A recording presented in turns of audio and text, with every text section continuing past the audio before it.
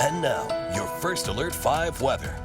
And the sight of snow on this live cam, you know, it's like music to my ears. I am so ready for ski season. I know folks at Breckenridge and all of those Vail resorts are. Breck set to open next week, November the 12th. Now here today in the Springs, we have seen a little more sunshine, although this cam from our Rock Rimmon Studios does point west. So you can see a hard time making out the mountains in the distance. Certainly not able to see Pikes Peak up there at over 14,000 feet. Temperature this afternoon, much warmer than this time yesterday. Yesterday at this time, we were only in the middle 30s. Right now, sitting at about 48 degrees. Now north of us and along and north of the Palmer Divide, check out the chilly air just dammed up against the mountains, moving in from the Northeast Plains. 37 in Denver. We have 39 in Monument, but a big range in temperatures this afternoon. 60 degrees currently for Alamosa.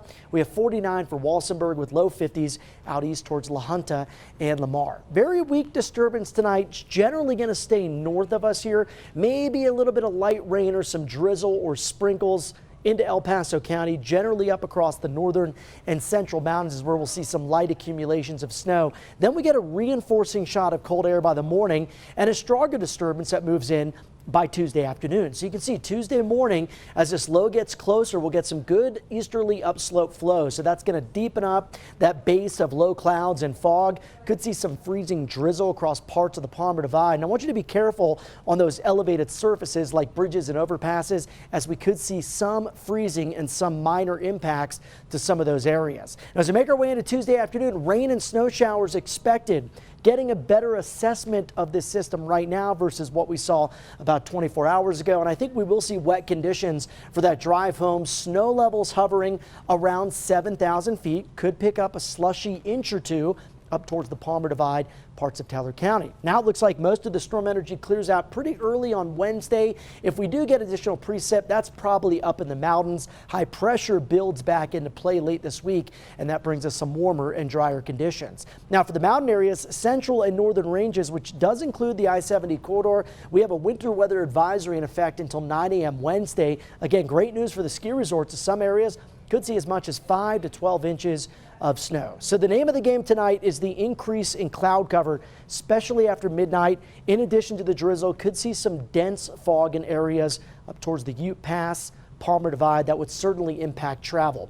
Now by Tuesday morning, model doesn't show a whole lot of it early, but again, that drizzle, much like what we saw back on Sunday. So a damp and dreary start. And then here comes this next round of some precipitation. Could even see some heavier downpours into eastern El Paso County, with that rain and snow mix likely continuing into late Tuesday night or early Wednesday morning.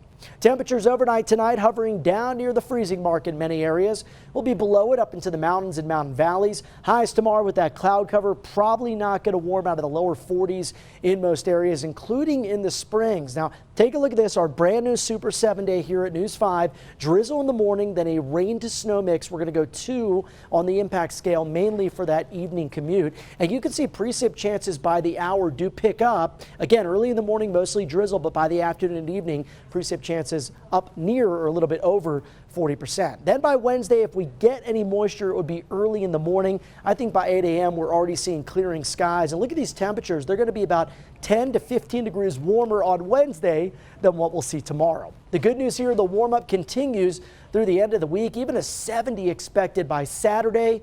And there it is, turning back the clocks an hour as daylight saving time comes to an end this weekend. For Pueblo, we go from the 40s on Tuesday with that rain, probably liquid here, but maybe a few flurries mixing in Tuesday night, to some 70s by Friday in the weekend. For Canyon City, we've got some precip in your forecast on Tuesday afternoon to Tuesday night, maybe a little bit lingering into early Wednesday. Otherwise, the rest of the week is dry with warming temperatures through the weekend. And for Woodland Park, 2 on the impact scale here, as we could see a few inches of some slushy wet snow Tuesday night to Wednesday morning. That could certainly impact those driving conditions. Better though as we make our way towards the end of the week. Allison.